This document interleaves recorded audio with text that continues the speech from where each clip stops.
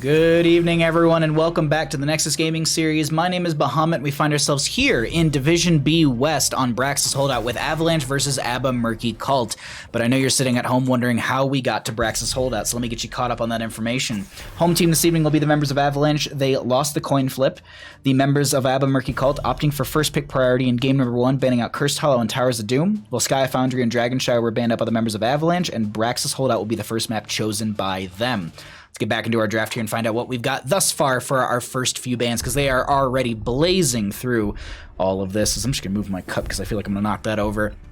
So we have a Diablo, so a lot of, like, it's 3 tanks being removed right now, so things are going to get interesting right now, because, I mean, we still have, like, Mal'Ganis is still up and available, Murden's still up and available, Nubarak got some changes recently that maybe it makes him viable, maybe it makes him more top tier, but the thing that we're still looking at is Tassadar. Tassadar was unchanged in our patch yesterday, and I personally think he was strong beforehand, and, well, he's unchanged, so he still is going to be very, very strong. Definitely still first pick material in my opinion. On the left hand side though, we are in Brax's Holdout. Point control is the name of the game, so things like Junkrat, well, ETC is already banned out, but ETC is a really good hero as well for the face melt, the zoning potential. Things like Gul'dan are often considered as well. Anduin is going to be grabbed, and they're going to grab a Yrel with that as well. So point control with the Yrel in the solo lane will be very strong, but they are showing their hand a little bit for that solo lane. They know they're going up against Yrel. Some players say, you know what, range into Yrel's easy, Malthael into Yrel's easy, so a lot of good options all ready to go into said Yrel, like things like actually like Kyle Ferguson was talking about this with you know, I think it was like how to beat Rexxar, and one of the things that he was saying is like you can grab Zul'jin and just stack off the bear consistently, and yeah, that's the same thing you can kind of do with Yrel as well, but instead they're going to go for the Artanis. They're going to play aggression into aggression, Yrel into Artanis, very kind of I want to be in your face heroes consistently. We'll see how that works out for them, but Garrosh very good at point control based maps and being able to throw people around, maybe even throw someone, and then there's a force wall from Tassadar. A lot of good plays with that one, but Rhaegar will be gotten rid of as Bloodlust, plus the Archon form from Tassadar is pretty devastating. Also, Ancestral did get a buff in our patch yesterday as well, where they did have the Farsight Seer or something like that. It's the upgrade for Ancestral at level 20, and that one gives a little extra healing and a splash as well. Yrel, Hammer, yeah, exactly.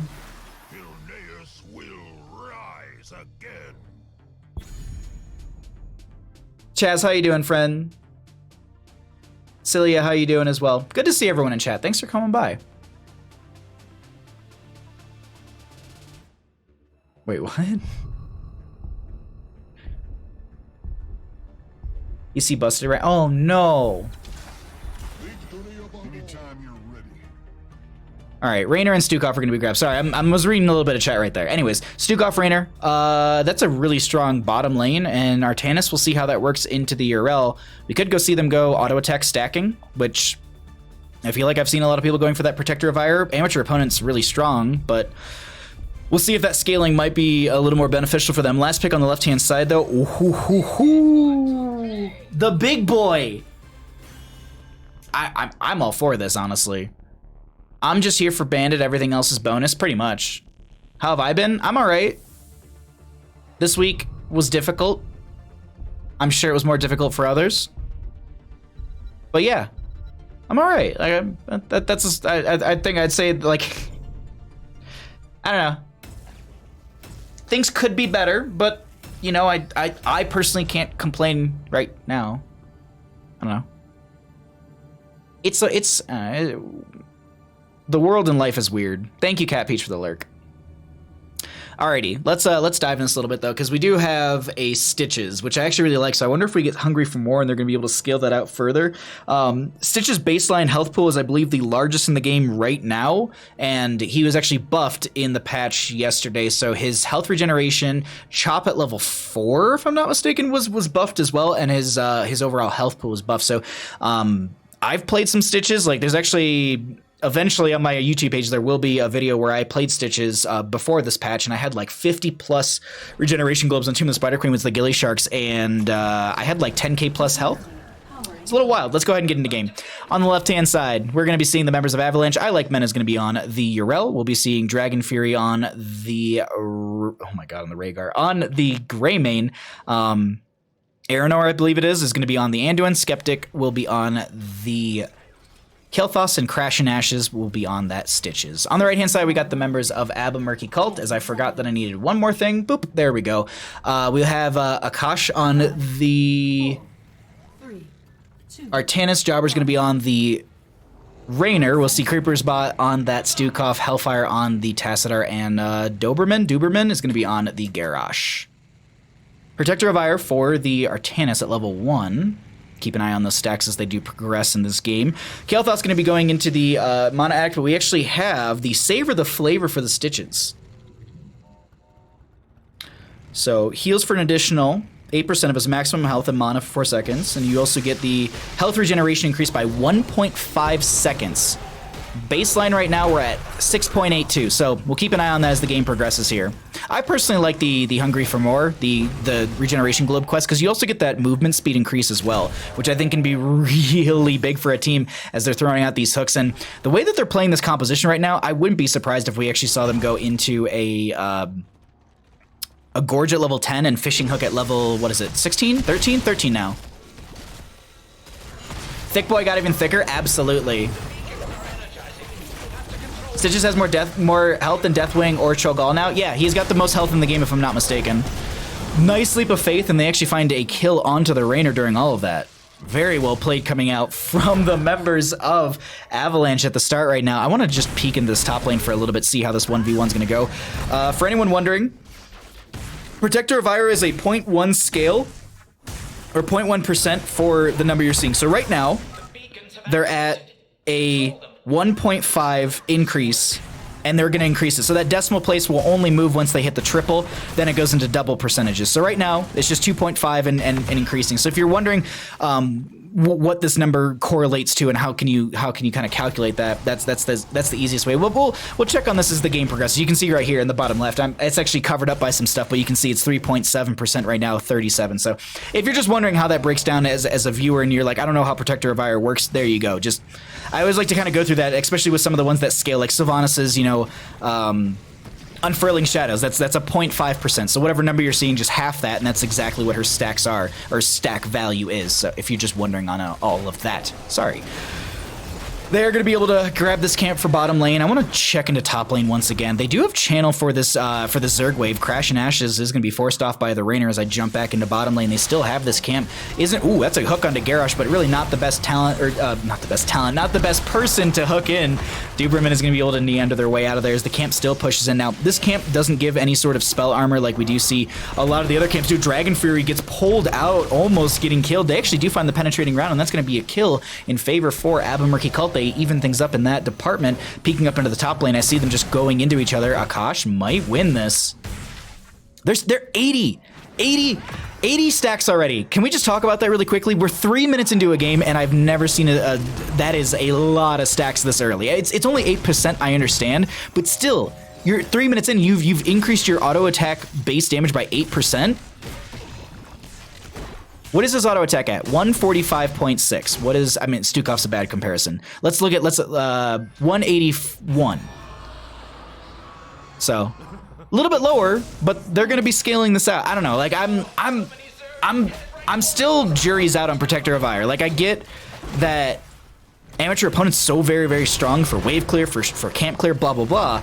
But that scaling, I feel like the late game scaling can be really, really strong if you're able to get it. And in this case, we are going to be seeing the bottom lane have a Zerg wave coming in favor of Abba Murky Cult. Also, didn't point this out in draft at all, but no Abathur, no Murky. Very, very upset with these teams.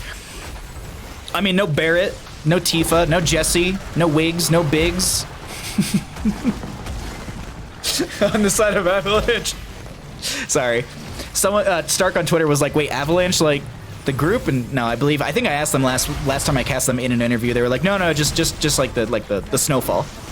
Big Scary Duck, thank you for the 17 months. I'll resend your alert when we get out of this game. I very much appreciate the support, my friend, and I hope you're doing well. I miss you very much. I hope that I can get Japanese barbecue again with you very soon. But the toss, the leap, the force wall, everything was there. And we were talking about this in draft. We were talking about how they could go with, oh my god, the crash nest is so very low, but they could toss someone, they have the force wall to kind of block them from getting through. This Artanis is at 10% damage increase right now. Or just shy of it. 4 stacks shy of that. Well, they were looking to pounce on Yrel on top, but they say, you know what, let's just grab the camp instead and get some pressure in our favor. I heard Bandit wasn't a fan of the Scooby toys, and I'm feeling really conflicted about him not liking the toys or the bark box itself, because I'm very conflicted on the bark box itself, as I like men jumps in the point right, just hammer to throw them around. That's going to be a hook from Stitches as well. No 10 talents here on either side, as 7 talents are going to be in for both. I like men once again forcing them off, but a lot of these members are getting... No, I like men is just getting low. Jobber's low as well. They're going to get the splash from the Gilney and cocktails that will be in their favor. Swap onto Crash and Ashes, puts them back into this force wall as well from Hellfire, and they pick off the Stitches. Objective phase doesn't have a long timer in between from when the Zerg wave comes through till when it's up again, so we should actually see the announcement of that, for that fairly soon. Nice camp getting some pressure in this top lane. These 3 units, I actually don't know the name of them off the top of my head. Don't kill it, Greymane. Don't kill it. I want to know the name. I know that's the Reaver minion. But they're not Hellbats, because I think these are Hellbats.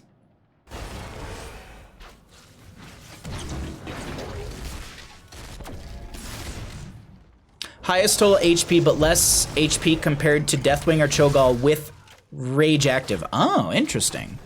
Hide active. Okay, yeah. I don't need to split hairs here. Thanks for coming by, Revolver. Thanks for the information, too.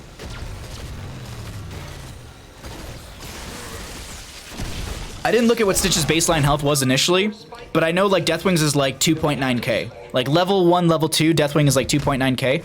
Stitch's currently has a 16.46 regeneration, so I think it rounds to, like, I think it rounds down. I think it rounds to the nearest 5, so when they get one more bite, that'll scale. Actually, no, because it's 1.5 per bite, so they'll be at like 18 or something like that, or near it. Either way, they're going to get a slam. That's going to be a gravity lapse, a lot of good damage, but Hellfire gets thrown away by Duberman. Really good lurking arms zone as well. They get another leap. Oh my god, the tosses, the leap of faiths have been so on point from both of these teams. 136 stacks for that Artanis and Rising, as they are at 14% on that Protector of Ire from level 1. They're going to be up in this top lane. Only 6 stacks on the Stitches as well. This is something I want to note as well. So they have 1.5 increase from those stacks.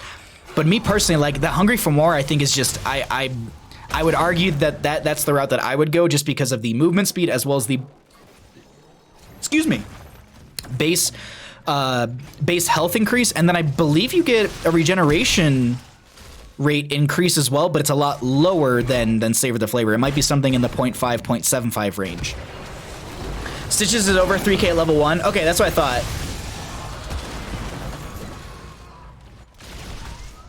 Hyperion coming at their names. Revolver, please. Zergwave coming in through top lane. We will be seeing 10 Talontiers in favor of Abba, Murky Cult. We're going to cycle through the other numbers as we will be having this come through. Black Hole, by the way, for the Tassadar. They did go into Psystorm build, so with the Black Hole at level 10, this makes a lot of sense. Plus, you can get the upgrade at level 20, which is going to spawn Psionic Storms as the Black Hole hits heroes, if I remember that correctly off the top of my head. But they're pushing him with 10 Talontier. This is going to be Artanis dealing with bottom lane. They're fine with that. They're going to be able to see a lot more structure value with the rest of this team up into top lane. Raynor does have Hyperion, but it's on cooldown. That's a toss on I Like Men. Warlord challenge, Flailing Swipe, so much being used. They actually save Hellfire right there. Really good team synergy coming out from Abba Murky Cult with the still very healthy Zergwave, 40-some%. 3 Guardians are still up. They just are going to lose their Ultralisk in a second here. Hook goes out, but they're not going to be able to connect it. Force Wall as well. Absorption used by, or that Ardent Defender used by Yrel, but not going to get much, if any, value. Kind of losing, I'd say losing health overall from that entire thing. That's 120-second cooldown, 2 minutes. So they won't have that for, what, 10 minutes and 40-some seconds into the game? Also, we should be seeing our next objective. We're going to round up on this, so we'll be probably seeing it in the 10, just shy of 10:30, because I think it's a 1 minute 30 counter on that. Hook goes out, but narrowly misses Jobber. Very well sidestepped. I don't know if they got the vision onto Raynor from that, though. That's the only thing I'm unsure about. Crash and Ashes might have seen No, okay.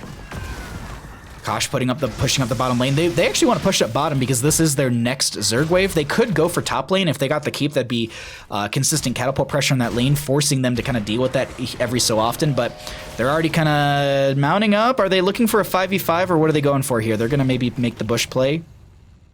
Okay, hold on. They're going to click. All right. They're going to go for this, so I'm going to click on it and find it out. Goliath. It's a Goliath. Yes, that makes sense, because they say yes. Because don't they say Goliath online? Like all Zergied out? Let's see. Yeah, because I think these ones, the Hellbats, they just say like ready to serve or something like that, because they're obviously everything's infected by Zerg, because that's this entire map theme. All right, so camp and bottom lane will be cleared out, camp and top lane to be dealt with, and both these teams will, well, they're just going to manage their lanes, but 13 talent here will be in favor for Abba Murky Cult. Avalanche looking to just get control of this game. If they could find a couple picks, that'd be huge, but they're going to need that fishing hook, I do think. They are Gorge, as we were talking about earlier. Gorge, Light Bomb, a lot of good tools in their pocket, but they've lost so much on the map already. That's the hard part right here. Looks like the beacons are reactivated. So beacons activate. I was actually a little off on that. It's a 2-minute counter on it. Not a 1 minute 30.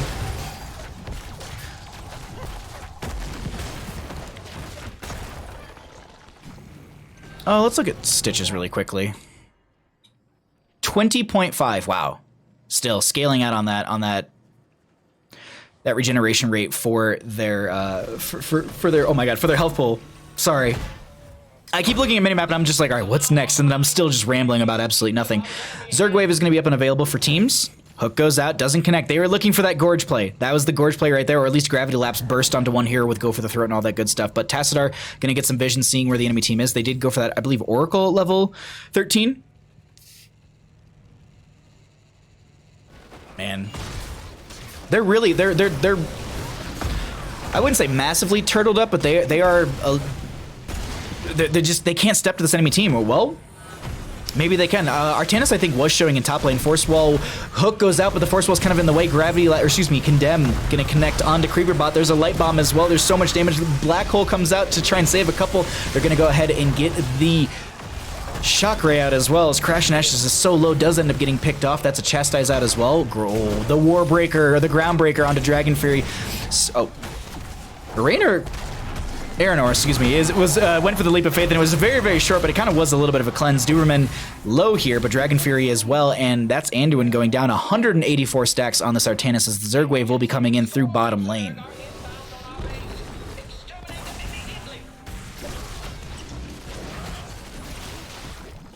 With this, they're threatening keep. Will they be able to threaten game is the big question. I'm gonna pull away talents. I know we're nearing 13 and nearing 16, but then we're gonna see a little bit more of the map right now. They do have a catapult or two up in top lane that is gonna be dealing some decent damage up there, so they'll have to consider that, as the Zerg Wave in top lane was already cleared out, I think, from just the mini wave or the structure. They're gonna get the keep. Oh my god, Urel tries to jump in. They get the toss back out. That's going to be a blind from Artanis. Flailing Swipe into the kind of the sidewall right there. Swap from Artanis. I don't know if it connected. Black Hole actually shoving them towards the Hall of Storms, but still, they get the kill onto Urel, and with that, that is going to be Core being sieged up by the members of Abba Murky Cult, and I think they're going to be able to take game number 1 in our final best of 3 of the evening. GG's over to Abba Murky Cult as they pad their stacks, finding the Kael'thas kill. GG. Well played.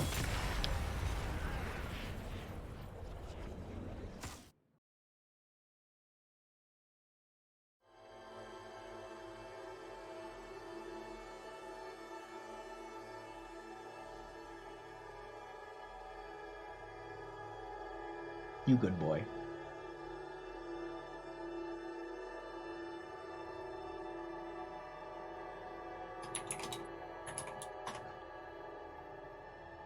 Whew.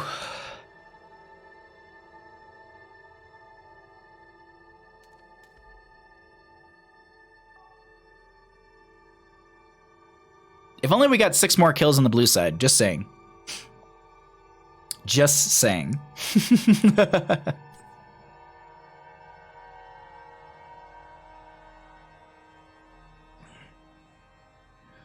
Okay.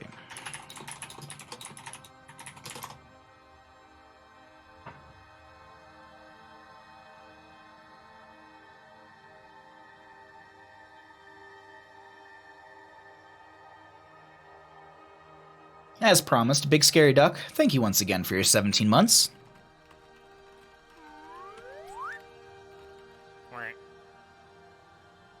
I will follow you to the end of the world.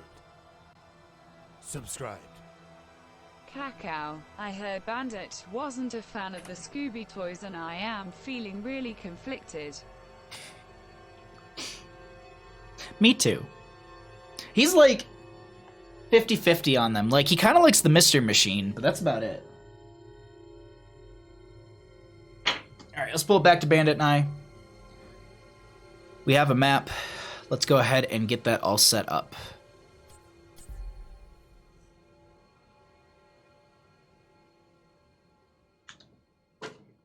Oh, I gotta fix this. Hey, bud.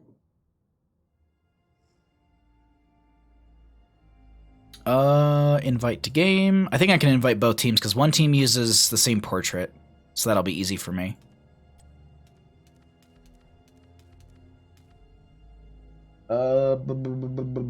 That's wrong. Wait. Wait. Yeah, no, I had that right. I had that right.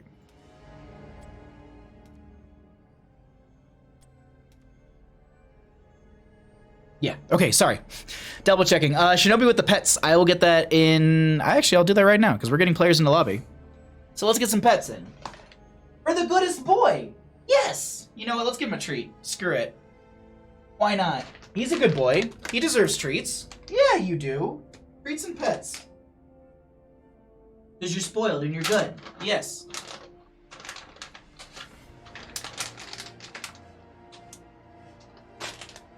Little shake.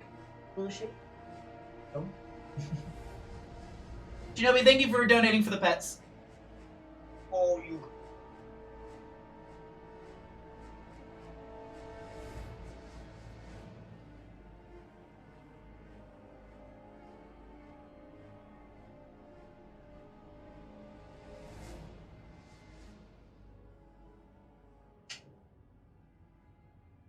Almost fell. Artanis didn't get really to stack. I mean, Artanis had like near 200 stacks by the end, didn't they?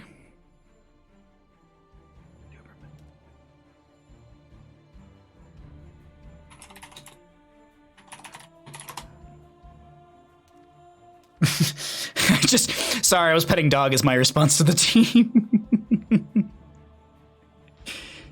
I think we're all good. All right, we're good on that. Let's see if the teams are ready. But yeah, I mean, I'd say 200 stacks on Artanis is not bad. Oh my god, I read that completely. I'm so sorry. My brain read Shinobi. I moved letters around. Sorry about that. Sakin, thank you so much. Dimma, no! Dimma, thank you for gifting 5 subs. Zangbanger, Not Paradox, Mad Kaiser, Kiru, and Baron Kyle, enjoy your gifted subs. Did I get it right? Were my 200, but yeah, no, it was basically 7,000, yeah. That is my apology to you. You get bandit pets and a treat. Yeah, you basically had $7,000 value right there. That's value. As long as pets were given, exactly. Exactly. It's your birthday on Saturday and you're sharing some love. Thank you seriously so much, Dimma. You don't need to subscribe at tier 3, dear lord. Thank you so much. Hello. Okay, let's get into game, everybody. We're gonna still have these subs coming up.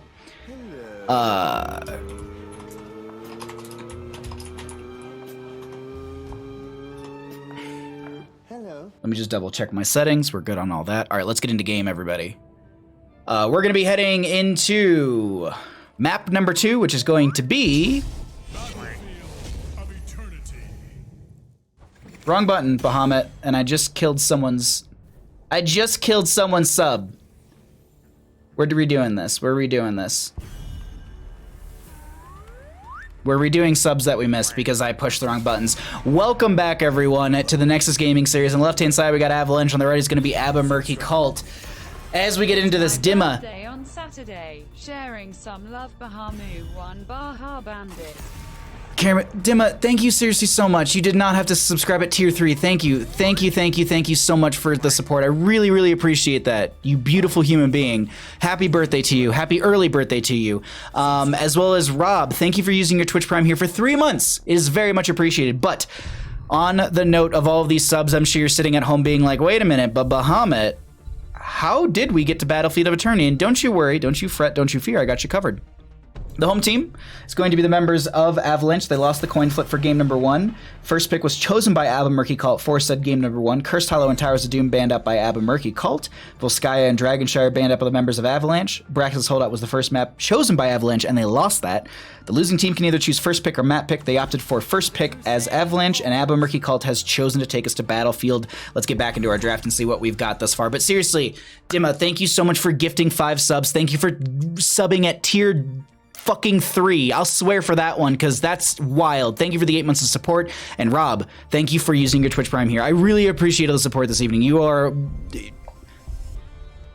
I thank you. Seriously, thank you so much. We'll have a new BarkBox soon, by the way. I got the email, so we'll have a BarkBox opening sometime, but we are burning through the draft, so let's actually jump into this. We had a Diablo Anaban on the left-hand side. We had a ETC and Vala on the right. Garrosh Greymane grabbed on the right-hand side. Good control with the Garrosh. Good race potential with the Greymane as well. Gonna get rid of the Raynor because they have the Archanis for the solo lane, they have Li Ming for some race potential, but Raynor is really strong. Now, Exterminator was nerfed in our most recent patch. It actually was taken down to its old value, so it was nerfed by 25%. Exterminator used to read that you baseline did 75% increased damage to minions, mercenaries, and monsters, and with Inspiration, you did 125%. That is now nerfed by 25%. So baseline 50, Inspiration is now 100, but still, that's really good race. Do we consider things like Lunara over that Raynor now because of Nature's Calling value? That's the one thing I'm curious about, because Nature's Calling is increased toxin damage by 150 to all non-heroic units, which means structures as well. So their siege potential with the Lunara and race is very, very strong. We're going to see what they get, though, on the right-hand side. They still need a healer, and they still need a solo lane into Artanis. What is the option for the members of Abba Murky Cult? Hanzo, good race potential. Malfurion will be grabbed as... Excuse me, Malfurion to be grabbed as well. Whew. Could a team choose the same map? No. We basically, here, you can see what my little notebook looks like. This is essentially it. Like, you get your bans, you get your first picks, and that like, this is it. Like, that's just how we go through it. That would be fun, though. That would be kind of like fun. Like, it's just like back-to-back Braxis holdout games, trying a new strategy, but that'd be more skirmish, if anything.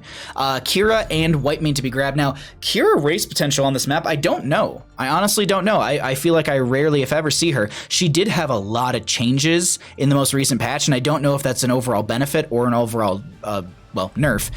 We'll see. I didn't read deeply into her changes, but I feel like skimming through it seemed like it was just, they kind of tooled her a little bit more closer to the Blood Rage stacking. And now they're going to finish things out on the right-hand side for Abba Murky Cult with an Imperious.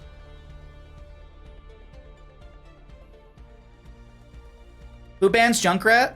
Who throws a shoe, honestly?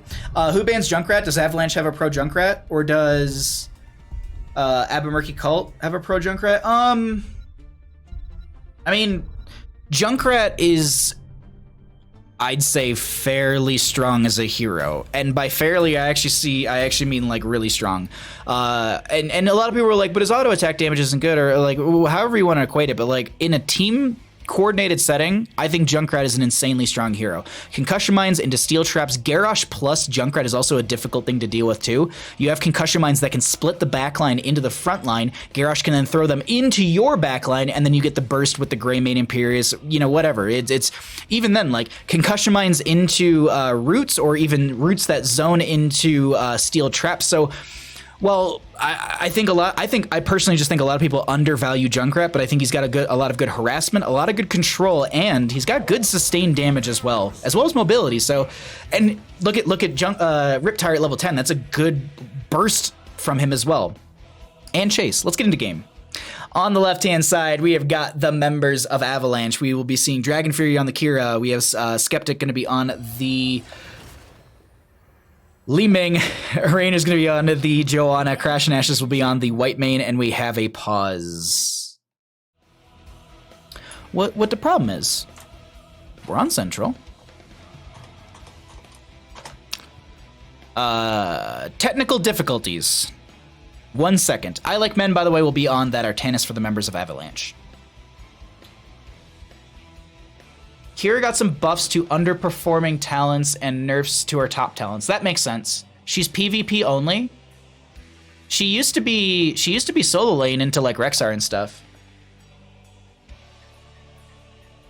As a Valera, gotta hate the Kira. Everything makes me bleed. Sad face. Oh yeah, that's good. That's a good point as well. Like bleed stacks to constantly reveal you in a sense. Yeah, that's not so good. I know it's far away, but do you think you'll go to BlizzCon 2021? Absolutely. I was gonna go this year. I planned on going this year. I think I was actually gonna go as an actual like, what's the word for it? I can't think of the word, like, because I've gone to BlizzCon twice, and each time has been as media. So I don't know. It'd be cool just to go as a regular. What is the word I'm looking for? Help me, chat. Help me, chat. On the left-hand side, we got the members of Abba Murky Cult. We have Akash on the Imperius in the mid, rotating to bottom. Hellfire on the Malfurion. Creeper's bot's going to be on the Hanzo. Duberman going to be on the Garrosh. And Jobber going to be on the Greymane. A lot of role swaps from both sides. Well, a couple role swaps on both sides. Guest. Yes. Guest. Thank you. I could not think of the word guest. I was like, what do you call the person who's not media at an esports event? And oh my God, Skeptic gets blown up right there immediately. Whoo! What's in top lane? Amateur opponent for our chance at level 1. That makes a lot of sense. Imperius going to be going into Burn the Impure. A little more sustain into this Artanis, who does have their own kind of self-sustain baked into their trait. Attendee! Yes, a regular pleb. Exactly. Attendee or guest. Yes, both of those. Staff? No. No, because my first and second years were both as media, and so I never had to wait in line and stuff. Except for like press media line. That's the only one that I ever had to wait in, but even then that's super, super quick. Because there's like a pre-check they'll do the day before for you. And they just go through all your stuff, and so and media has like a lot more entry points as well. Like, I don't know. It's so convenient. It was a lot of work though. I had a really good time like running media. I had so much fun running around the con just videotaping stuff and running into people consistently, but we're here into game number 2. Let's find out if the members of Abba Murky Cult will take this in a 2-0, or will Avalanche be able to take us to a game 3 and we don't have 2 2-0s this evening. We'll see if that's the case as Dragon Fury gets a massive grapple onto Jobber, who gets the roll to disengage as well, and they'll be able to get out of that one right there as they just throw some combos out. Little shield glare onto them, some Giggle Beam from Crash and Ashes. Waiting in line is overrated, yeah. Carrying a 40-pound camera bag all day? That's the trade, though. You have to carry a 40-pound camera. It's probably closer to 50. Big Scary Duck and Totski actually caught me on the last day in the last hour of BlizzCon, and I literally handed them my bag, and they were like, seriously? Ektar, thank you for raiding with 8 players. Thank you for bringing all your friends over here. I hope you had a wonderful stream. You were casting, weren't you? Didn't you say you were casting right before you got out of here? If anyone can give them a shout-out, that'd be much appreciated. Is that Duberman trying to back out of here. A little bit of poke onto Dragon Fury. You could wait in line with the media badge too. That is true, Cat Peach. I could have done that. 7th Ace, thank you.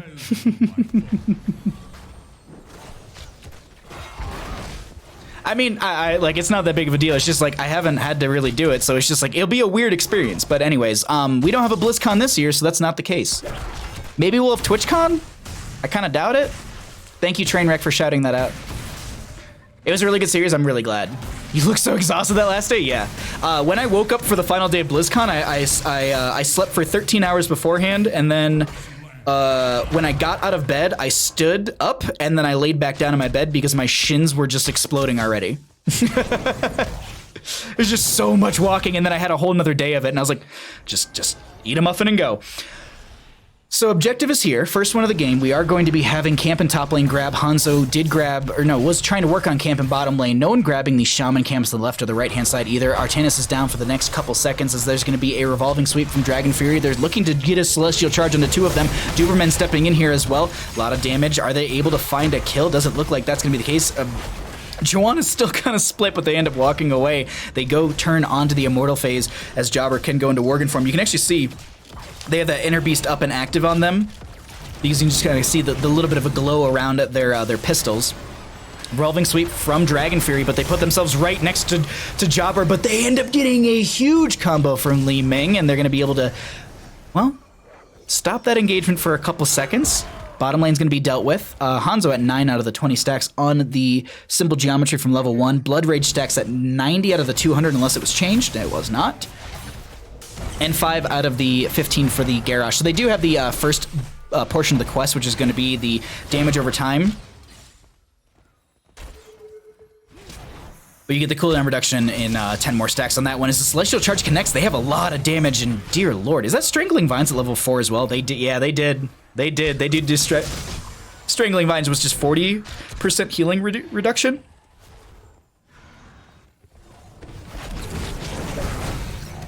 Blizz Bible. Malfurion gonna get caught out right there, but they're gonna drop a root just beforehand. Toss goes out. They want Dragon Fury. Hanzo trying to dump in the damage. Finds a scatter arrow, but it must have just like split right between all of them. This will be Immortal phase in favor for the members of Abba Murky Cult. While they were going for all this brawling, Greymane was on the Immortal, just going to get the dismount onto I Like Men. We do have Hanzo and Greymane Garrosh going into top lane, Imperius to bottom lane, so they're going to try and split pressure this into top, which is what we were talking about a little bit earlier in the previous game, that some players and other streamers were talking about, like, you know, sometimes first, even second objective isn't worth pushing with, so what they're going to do is they're going to leave their solo lane into bottom. I think they expected on the side of Avalanche for the solo laner to come into top lane, so they'd be, you know, Artanis versus Imperius, but no, they're going to split off into this. They're going to try and get a little bit more value. They should get the front gate in bottom lane, and they're going to do the same thing in top. If they can get well up here, that's huge for them, just because lane sustain is a little reduced. Oh, the swap from Artanis not able to connect as they do find the sidewall. Duberman stepping in very far into the backline, Dragon Fury being thrown around. They do dive in with Greymane as well, trying to get that Razor Swipe. Doesn't find the kill into Dragon Fury. Scatter Arrow going out as well. 13 out of those 20 stacks, so working their way up onto that fairly well. No 10 talent here just yet, but we're going to cycle through those other numbers as we have an opportunity for that right now to look at the damage, experience, and healing. That's going to be a toss into Crashes and Ashes. They're going to be looking to try and dive in with the Greymane. Li Ming comes in with a combo as well. They're now just saying, you know what, we're chasing a little too far out. We're splitting from our friendly team. Hellfire is very low. Let's just back off. Ooh, a stray Arcane Orb from Li Ming would find a kill as Duberman is just, or Doberman maybe, is going to be just chasing onto this. Murda, thank you for the raid as well. Welcome everyone from Murda's stream. Dear Lord, if someone can shout out Murda, that'd be much appreciated. Hope you're doing well, bud. Hope you are well.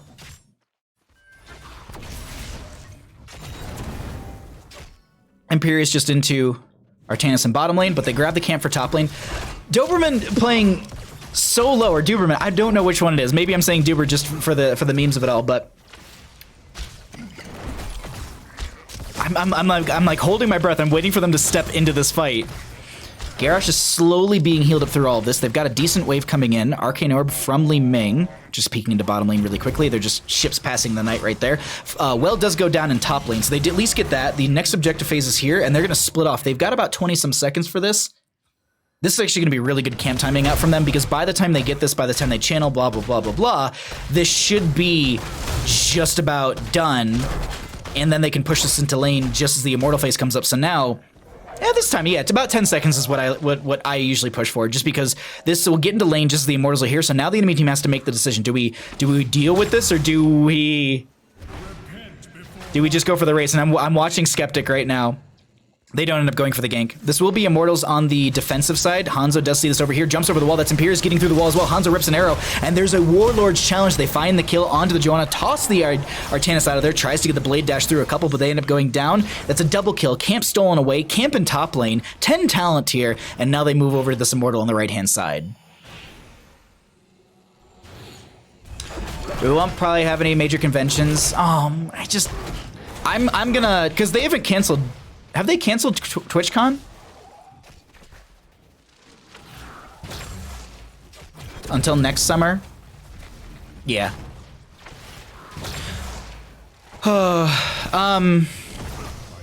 Hopes and dreams, honestly.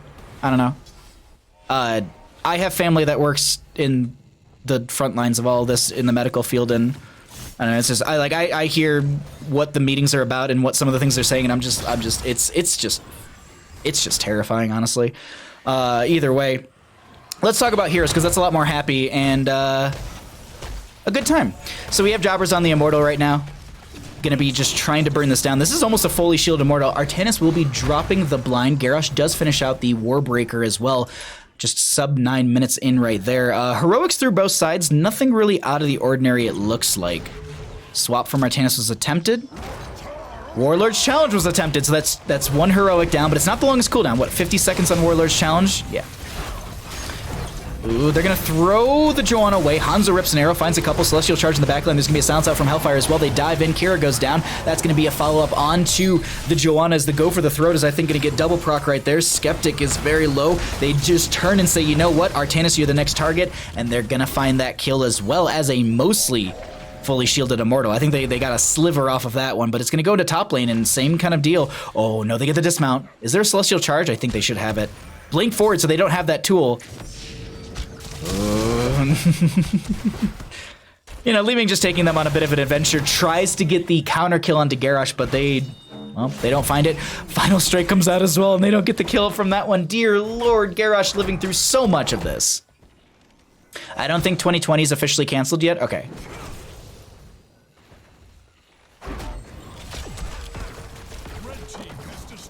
I doubt it's safe to do, especially because, yeah, I know.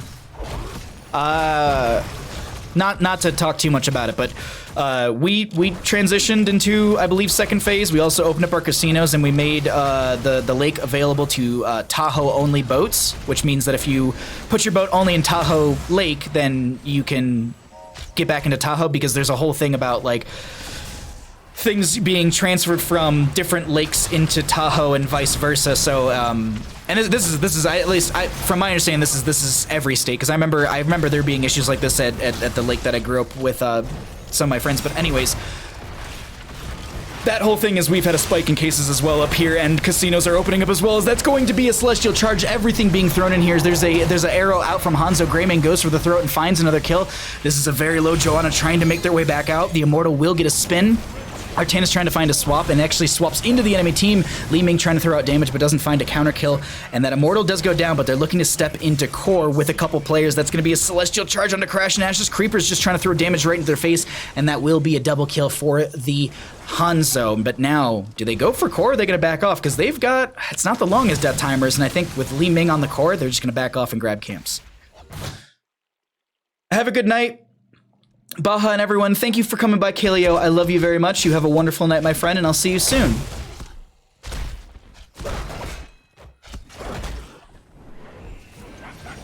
I just want to see my friends, I'll be honest. That's the only reason I'm holding out hope for TwitchCon. But that's really it. Maybe we'll do Baja Con in Las Vegas when I turn 30 this year. Maybe that's just it.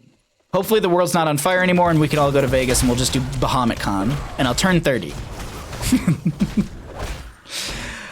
15 talent tier, excuse me, 15 level in favor for the members of Abba Murky Cult, as they have built quite the momentum with the 14 kills they've gotten, and now they're chasing in further. They do have the talent tier advantage of 13, no 16 talent tier, but they're looking to increase that as they're just walking into bottom lane. Warlord's Challenge goes out, but I don't think it connected onto anyone. Might have been like the last second of Joanna, but even then it still didn't get that much value. Didn't pull anyone out that they were looking for. They push up the Shaman camp. They're going to back off and get in position for the Immortal phase, as this will be race potential on both sides. So if we actually swap vision, you'll actually see on the minimap these swaps. So actually these are on defensive sides. Excuse me. They need to race on this side. They need to defend on this side. So there's Respawn over here, and Avalanche will be on the left-hand side. Yep. I read that backwards for a second. Baja Con? Yeah. More like Bandit Con? I know. I actually said that and I was just like, I feel like I'd have to bring Bandit with me, but Vegas is a very long drive and Bandit does not like to be in cars. Not that he like throws a fit or anything, but he's just scared and shook the entire time. And I don't think he really likes it. He just looks sad and nervous the entire time. Granted, he always does, but we have a revolving sweep coming out from Kira. They're trying to dive onto Greymane in the backline. There's going to be enough healing that will keep them alive for now. They actually end up turning this around. No one going down just yet. Blessed Shield actually might be the setup for all of that. Kira does finish her level 1 questing talent. That's going to be the Divine Reckoning out from the white main. Duberman doesn't go down to the combo from Li Ming, as they were so close to finding that reset. Akash does have the Angelic Armament, throws that out. That's Jobber so very low, rolls away, gets the toss out, but the damage over time is onto them. Will they be able to live through this? Malfurion doesn't have enough healing and they'll be going down. So a 2 for 3 trade. Creeper Bots is going to be over here now just trying to throw in damages. Skeptic does do the same. Actually, no, they're going to be just using the Imperious and the Malfurion for this race as Hanzo forces back the Li Ming. There are catapults on core that they do need to deal with. Hanzo just going to go ahead and just push up bottom lane. Immortal will go into bottom lane. For anyone wondering why this Hanzo's doing this is because they want to just prep this ahead of time. Creeper bots, I don't know about this here. Leap over.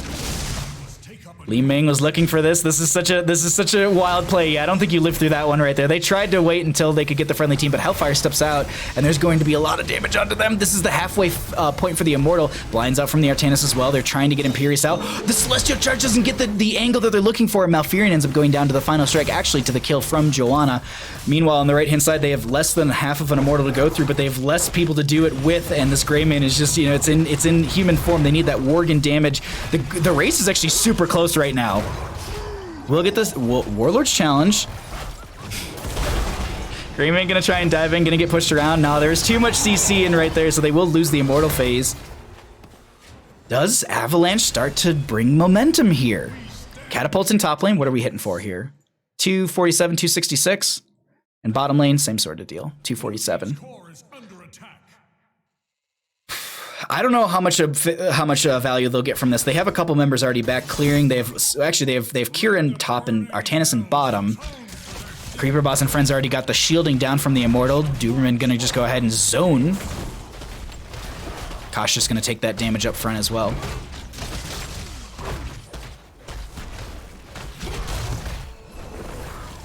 So Immortal gonna get a little bit of value right there. Skeptic just throwing out consistent damage. Hanzo should be able to solo this camp, especially with the talents they've already taken with Piercing Arrow, as well as just the full quote-unquote Hanzo build, if you will. Huge Celestial Charge. They do have Arrow up and available. They're going to connect onto Whitemane. She's going flying across the screen. That's going to be I Like Men doing as much as they can right here. Angelic Armament goes out, but I don't think it connected onto many of them. Li Ming trying to do as much as they can damage-wise, throwing out combos in this backline, but Joanna and Kira go down. That's a 3 for none, and with Greymane and more, they could actually look to just go for core, realistically. 35 seconds, top lane already open, or they could just go for a keep in bottom lane. Seems like it will be the keep for bottom lane, though. Camp and top was grabbed, as we noted earlier, from Hanzo just before this fight. Man, that arrow really, just that AoE stun, I think that was full duration, too. That was the 2.5 seconds. Excuse me, 2 seconds. Sorry, I always do that. I always flip those. 0.5, 1.25, and 2. They gave them time for a lot of members to get back. I don't know if they push onto core with this. This is a little risky in my opinion, and I think they're realizing that as well, so they're just going to back off and set up for Immortal phase. I didn't look at when the last one went down, but it should be... Yeah. Gamble 10? Oh, I don't have any gambling in this channel. I haven't figured that out just yet, but soon, Raindrop, soon.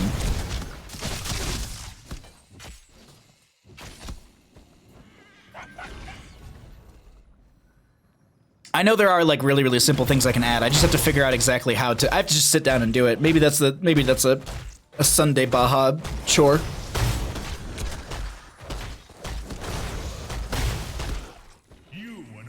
So consistent catapult pressure through top and bottom. These are going to be hitting for 331 currently. Immortals go to the race potential side, and we are going to be seeing a fairly even race between both these teams at least. Yeah, it's like, yeah, this is going to be, I think, neck and neck when it comes down to this halfway point. About 1,000, actually. 1,000 in favor for the members of Abba Murky Cult. Going to north-south positioning. They actually back off. They're clearing out these waves. And you can see Abba Murky Cult, they see this. This is their vision for Abba Murky Cult. And I guess they're just like, all right, well, we have to give this over so we can manage our lanes. But they do come in here. Artanis gets a swap. Blinds come out as well. They are going to be... Warlord's challenge in the backline. Whitemane is going to get thrown around. There is going to be an early kill onto Malfurion. They do get the Immortal phase. Artanis, excuse me, not Artanis. Imperius is going to get picked off right there. I actually can't believe that they got the triple kill. This goes straight to core, which they should be able to defend against. One of the catapults just a little distracted. One of the catapults just hitting core, trying to end game. Blue team's core is under attack. The demon moves for the gate. So... This, I don't think this ends. It's not that strong. Must gamble those bandit treats? No. So I could get more. Pupper needs some more treats. Yeah, I know. We all wanna spoil him. I gotta figure out a way to do something with that. But Immortal might get some damage on the core. Maybe. Okay. Wait, did it just auto for 9%? Dear Lord. I think it got 2 autos in, and it did 19% of the core with 2 autos. And it actually had some shielding as well. Whoo! Sander Ender, how you doing, bud? Camp and top to be grabbed. Gobaji, thank you for the follow. Sorry if I murdered your name. 20s are up. Bullseye for Hanzo, actually. Greymane holding. I assume it's the blunderbuss. I don't know what the upgrade on Go for the Throat is, actually, off the top of my head. I do not know. I rarely see it. They're just going for this fight. They know they have 20 talents here, so they're just like, let's just fight them. We've got the advantage. Greymane's still holding level 20. There's a blind from Artanis Warlord challenge. Hanzo rips an arrow. Greymane did go into the Tooth and Claw, actually. There's going to be a kill into Garrosh. That's a reset for Li Ming. They don't find another kill. Akash very low. Final Strike comes out as well. There's going to be Jobber in the backline trying to find something. They end up going for the Throat, and they find 1 kill. There's a huge swap onto Creeperbot, who's going to just try and turn onto the Li Ming, but that doesn't work out for them. And all that's left is Hellfire. Once again, late game fight going over to the side of Avalanche. Is this going to be the turnaround point where we go into a game 3?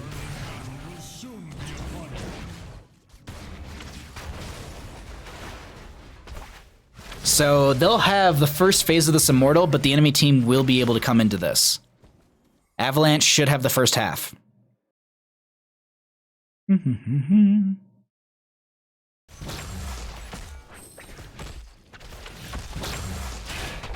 They will grab this camp. It's gonna be a Malfurion in top lane, just like, all right, well, I'm gonna hang out. I don't want to stagger out of death or anything like that. Yeah, so yeah, by the time everyone's back up in the Immortal swap, they should be back in position. The big question is, what will be the positioning of the Immortals? Will it be defensive? Will it be aggressive? That's the one thing I'm most curious about right now. What are we going to get positionally? Is it going to be left and right? It will be, and it's race potential side. They need to get to the left side very quick here. Or, the question that I actually have for Abba Murky Cult is, do they try and backdoor this? They're not going to win the Immortal phase, so they're just going to take down some shielding. This Immortal will go into, what, top, bottom? Bottom. It's more defended. They could look to play for the backdoor, but no, they're setting up purely for a defense. They're not gonna make any sort of cheeky plays here. Because the reason I was saying backdoor is because look at top lane. Catapult's hitting for 400 in auto. They do have I Like Men coming up there. You can actually see this is the vision right now, so they know Artanis is up here. They have vision of that. Excuse me, sorry, I had to cough. Immortal right now hitting for 1,022. Big boy slapping currently. We can actually let's click on the fort and you can see how much damage will go into that fort from just 1 auto. Solid chunk right there into that fort, but the Immortal phase is actually going to lose the majority of its shielding. Artanis does come down here. Doberman zoning for the friendly team. The fort does go down. Immortal just around half its health. Oh, I don't know if the Angelic Armament's going to be enough. Doberman just trying to play towards this backline, and they have... did they stagger out deaths here? I'm not sure. Swap. Artanis does go down. They are going to... Oh, Doberman actually getting the Hearth out here. I thought they would chase that, but no. Immortal goes down, and they're going to continue to siege into bottom lane because it is still 5v4 in favor for Avalanche. But top lane Catapult hitting for 428. Come on, do 8 less damage. Li Ming gets a little bit of damage onto this keep. This is anyone's game right now, honestly. The way these fights have been going, like it was like a 7-20 game, and now it's a 14-21 game with 21-21 in levels and a lot of map pressure in favor for the side of Avalanche.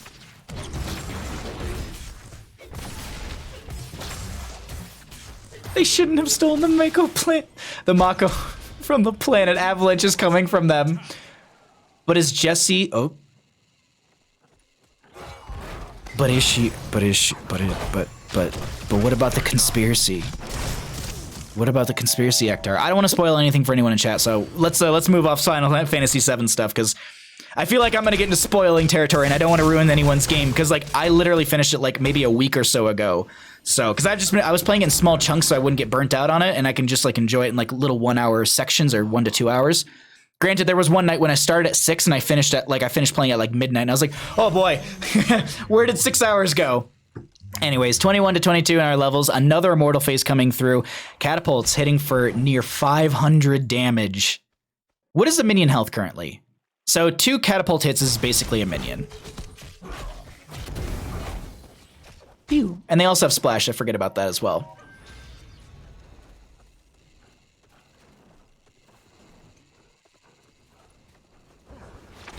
All right, Immortal Phase is here. Sorry, I was just watching the wave being cleared by the minions. And they're now going straight into the race. Garrosh is gonna zone. Nice Groundbreaker as well, just to make sure that if they're stepping up, they can kind of slow them and also get that vision swap from Artanis. Barely misses onto Jobber, who's just gonna continue to poke because they want to keep the inner beast value up and available. There's a zoning route from Hellfire. And here's the thing though, chat.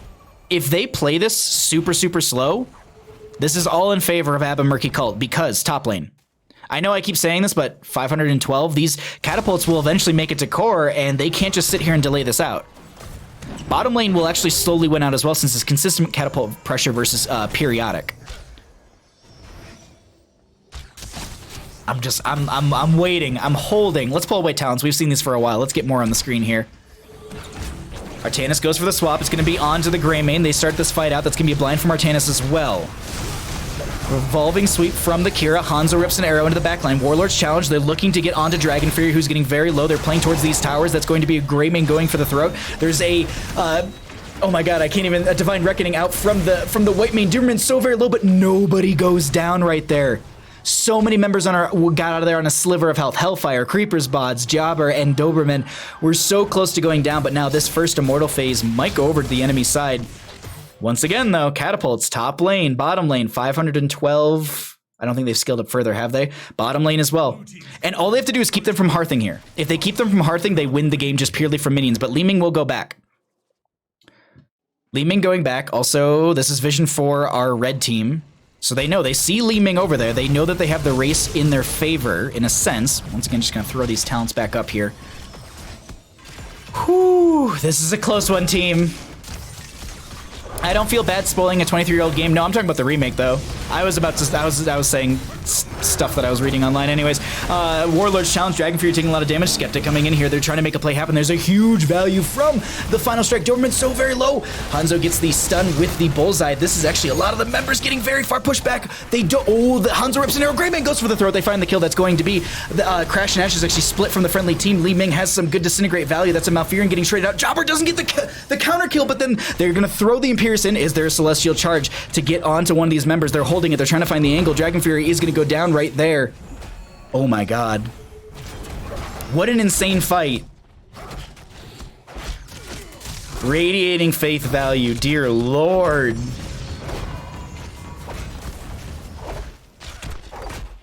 Whew. Did they change stuff in the remake? You'll have to play the game to find out. Or watch a VOD or something like that. I just don't want to spoil anything on my stream in case someone hasn't played or gotten to a part. Because there's some stuff that I found out when I finished the game. Because I looked into some things afterwards. I was like, where's this and that? And I looked it up. I'm like, oh, okay. So, yeah. I don't want to spoil anything, so I just want to keep it generic. But, yeah, I'd say that they changed some stuff in the remake. I mean, it's a remake. It's not like it's going to be a one-for-one sort of deal. It's a remake.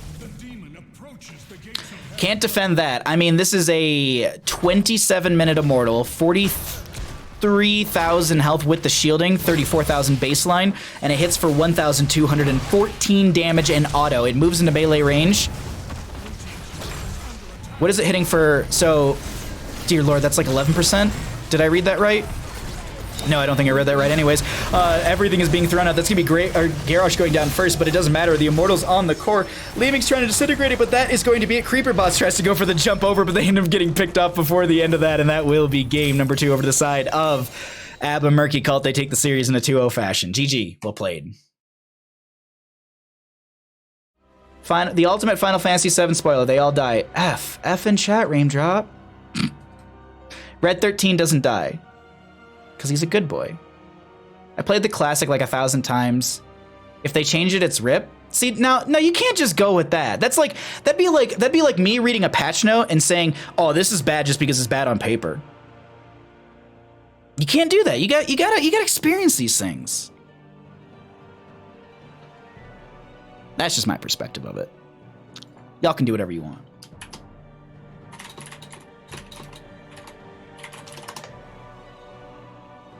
All right, let's get into a lobby. Let's show you all talents and such, and we'll get ready for an interview. Cloud uses a Phoenix Down actually in Final Fantasy VII Remake.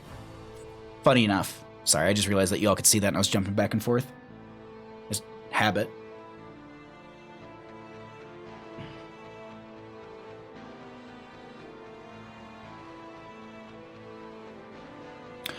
I don't know, like one of my friends was telling me a lot of stuff and I was like, I wasn't making connections that they were making because they knew a lot more.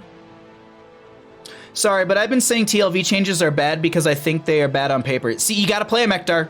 Because I've been talking to people and I've been seeing people on Twitter who are just like, nah, the Viking changes are good. So, I don't know. I can't judge them because I haven't seen them. I will say this, I'm disappointed that they did take away the cooldown reduction thingy that the Vikings had because I thought that was just a really cool mechanic. But as I said, I haven't tested them out, so I don't know what else is going to happen with that one. But speaking of what's going to happen, we got Creeper Bots with us. Congratulations on your 2-0 victory. How you feeling after that sweaty game number 2? Oh, that game 2 was nerve-wracking. It was, during the entire time, we were just like nervously pacing, but it feels good after winning that game. That's for sure. Let's talk about this game actually, because game 1 was a very, very strong game for your team. Your Braxis holdout looks so strong overall, consistent rotations, strong solo lane matchup, all that good stuff. But this game, it almost like at 16. You hit a wall, and then at 20, that wall got bigger. Was it just they hit talents? Was it just some misplays? What was it that really kind of started not throwing the game, but really kind of pushing you all back? Well, first of all, I do have to commend Avalanche for actually putting us. And during one of the fights, we were up actually 2 talent tiers, 16 to 12, but they actually pulled it. I'm pretty sure very close, so I commend them for that. But I think at that point, I should have respected them a bit more, but I didn't, and it turned out almost to be our downfall. Especially White Main's level 20, Oof. And Kira late game, it just straight the burst healing and the burst damage combined, it was just massive. And it took me like quite a bit to realize, wait, this could be a problem. I will say this, there were a couple like really cool moments where Greymane was like, I'm dead, I'm just gonna see how many people I can take with me. And there was like, maybe it was like a double kill or it was just a single 1-for-1, but I was just like, those trade values right there really stopped them from potentially taking the game. The one thing I want to ask is bottom lane pressure. They had this immortal. You all were just kind of coming back from spawning or from death. Like, what were comms like in that moment? Was it calm? Was it just hectic of just kind of calling everything out? Because there was a flank play during that all that as well. It wasn't hectic. We're just like, let's do this. just yeet it. We have a game. If we lose, we'll go to game 3 and we'll win that one. Like, is that kind of the mentality a little bit? Yeah. No, it was seriously such a fun series. I've been asking a lot of these teams this as we get kind of further into our season. Are you excited, nervous to go up against any teams? Honestly, not really. No? And feel like in Division B West, there isn't really a team that's like super dominating. Okay. And I feel like with us, with more practice, we could definitely beat every single team. Oh, okay. Well, we'll see if that'll be the case. But before I let you run out of here, are there any shots that you'd like to give? The floor is all yours, my friend. Yeah, shout outs to my team for winning. Shout outs to Avalanche for giving us some great games. And shout out to Bahamut for casting today. Thank you. It was my pleasure. You have a wonderful night. Congratulations on your 2-0